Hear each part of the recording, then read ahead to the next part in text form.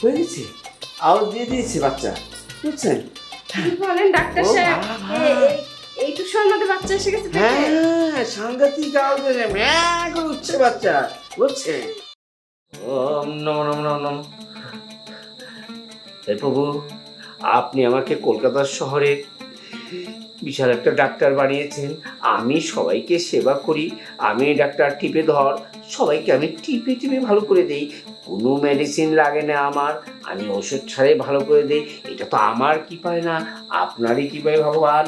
হে ভগবান, আপনি সবসময় আমাকে রুগী আসার ব্যবস্থা করে দেবেন, আর আমি টিপে ধর, টিপে টিপে রুগীকে ভালো করে দেবে।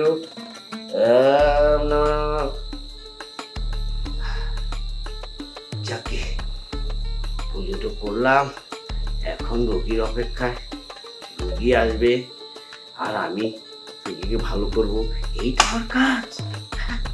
ডাক্তার সাহেব আসতে পারে? হ্যাঁ হ্যাঁ, আসুন আসুন আসুন।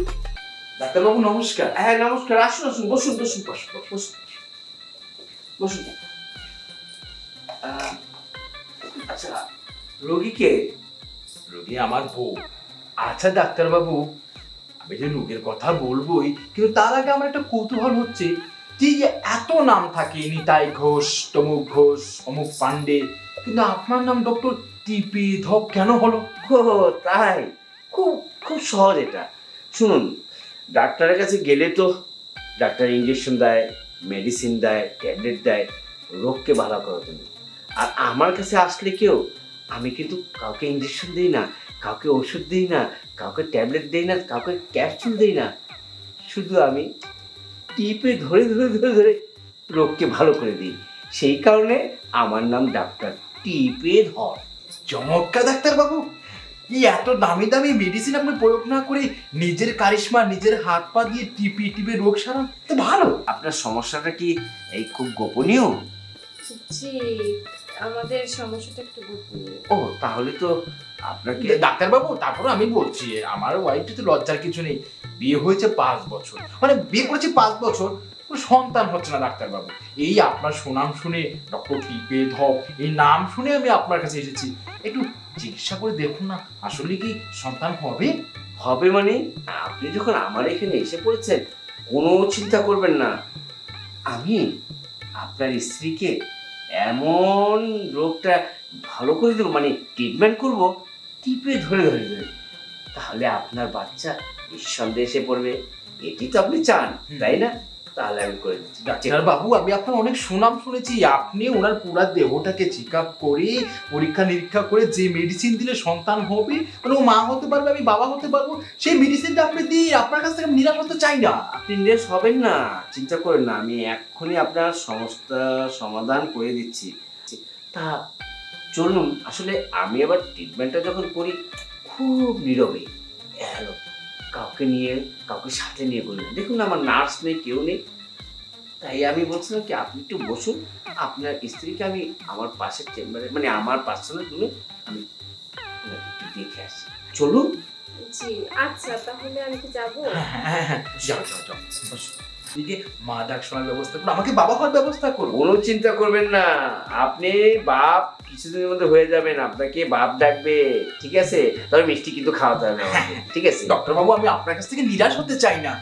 আচ্ছা শুনুন, যখন বাচ্চা হবে তখন কিন্তু ওই ধর্মতলার থেকে কালু চান্দের মিষ্টিটা নিয়ে আসবেন, আমি সেটা খাই, ঠিক আছে? হ্যাঁ, নিয়ে আসুন, নিয়ে আসুন। তাহলে বসে রয়েছি কেন, চলুন। ডাক্তারবাবু, আমি এখানে বসলাম, হ্যাঁ? হ্যাঁ হ্যাঁ, এখন কিছু ডাক্তার আমাকে বলবেন, ডাকবেন, আমি আপনি বসুন। চলুন। ডক্টর টিপে ধপ, অনেক শোনা, এবার সন্তান হবে। আসুন আসুন, বসুন বসুন। শুনুন, আমার চেম্বার থেকে আমি পার্সোনাল রুমে নিয়ে আসি কেন জানেন? এই রোগীদের অনেক রকম প্রবলেম থাকে, অনেক গোপনীয় রোগ থাকে, সেটা আবার অফিসে বলা যায় না, সেই কারণে আপনাকে আমার এই পার্সোনাল রুমে এনে আপনার রোগটা আমি নির্ণয় করব। আচ্ছা বলুন তো আপনার সমস্যাটা কি? ডাক্তার সাহেব, কি বলবো আপনাকে কষ্টের কথা। 5টা বছর হলো বিয়ে হয়েছে, কিন্তু আমাদের একটা সন্তানও হচ্ছে না, কি যে করি। এই সমস্যা? জি। এটা তো জটিল সমস্যা। এই এই কলকাতাতে বেশিরভাগ এই সমস্যাগুলি চলছে। যাকগে, কোনো অসুবিধা নেই। আমার কাছে যখন আপনি আসছেন আমি সমস্যার সমাধান করেই দেব। আচ্ছা, তার আগে একটু চেক করে নিই আপনার প্রবলেমটা আপনার নাকি আপনার স্বামীর।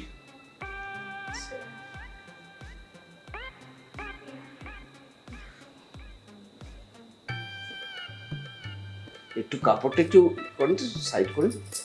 হ্যাঁ হ্যাঁ।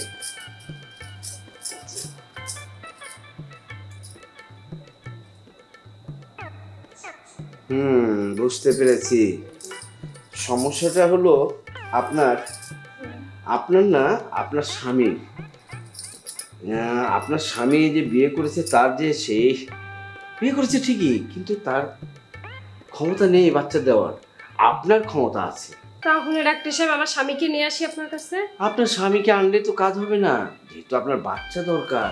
ঠিক আছে, আপনার সন্তান দরকার, সেই ব্যবস্থা আমি সন্তান আনিয়ে দিচ্ছি আপনাকে। সন্তান হলেই তো হবে। তা ঠিক আছে, ওই যে বললেন স্বামীর সমস্যা, তাহলে স্বামীকে চিকিৎসা করবেন না? স্বামীকে চিকিৎসা করে কোনো লাভ হবে না। সে এক্সপায়ার ডেট মানে ডেট ফেল হয়ে গেছে, সে আর কখনো বাচ্চা দিতে পারবে না। সেই কারণে আমি আপনাকে একটু চেক করে ট্রাই করে দেখছি, হয় আপনার বাচ্চাটা শিওর 100% হয়ে যাবে। ডাক্তার সাহেব কি ভয়ের কথা বললেন, স্বামী নাকি আর বাচ্চা দিতে পারবে না? তাহলে আমরা কি কখনো সন্তানের মুখ দেখবো না? আমি কি কখনো মা হতে পারবো না ডাক্তার না, সাহেব? সেটা তো আমি বলিনি আপনাকে। সেটার ব্যবস্থা আমি করে দিচ্ছি। আপনি বাচ্চা আসবে আপনার কাছে, চিন্তা করেন না। আপনি শুয়ে পড়ুন। ঠিক আছে ডাক্তার সাহেব, যা ট্রিটমেন্ট করা লাগে করেন, তবে বাচ্চা আমার চাই। হ্যাঁ, আপনাকে দিয়ে দিচ্ছি, শুয়ে পড়ুন।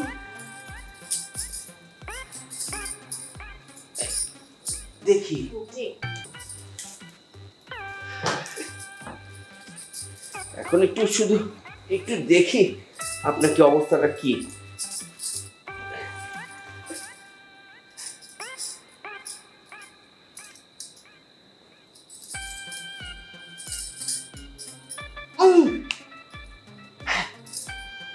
হয়ে গেছে, আওয়াজ দিয়ে দিয়েছে বাচ্চা, বুঝছেন? কি বলেন ডাক্তার ও সাহেব? বাবা। এইটুক সময়ের মধ্যে বাচ্চা এসে গেছে পেটে? হ্যাঁ, সাংঘাতিক আওয়াজ দিয়েছে, ম্যাঁ করে উঠছে বাচ্চা, বুঝছেন? ম্যাঁ ম্যাঁ করছে। আমি যখন দিয়েছিলাম, বুঝছেন, ম্যাঁ ম্যাঁ, আমি ওর যাক, নিশ্চিন্তে থাকেন। আপনি বাসায় চলে যান, আপনার বাচ্চা ধরেন ভিতরে হয়ে গেছে, শুধু আসবে, সেটার অপেক্ষা থাকে। আর আপনার স্বামীকে কিন্তু বলবেন না, ঠিক আছে? যখন বাচ্চা আসবে তখন বলবেন তোমারই তো সন্তান, ঠিক আছে?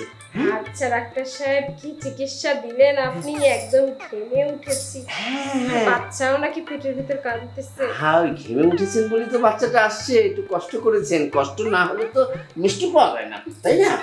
যাক, এখন মিষ্টি পেয়েছে। আপনাকে অনেক ধন্যবাদ, আসি। আচ্ছা, দেখ,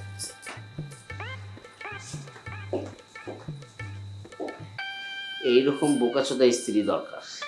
ঠিক আছে, বাচ্চা নেই, বাচ্চা নেই, খালি বাচ্চা নিতে আসে। যা, বাচ্চা ভরে দিলাম। কি করি, ফ্রেশ হয়ে তারপর অফিসে যাই।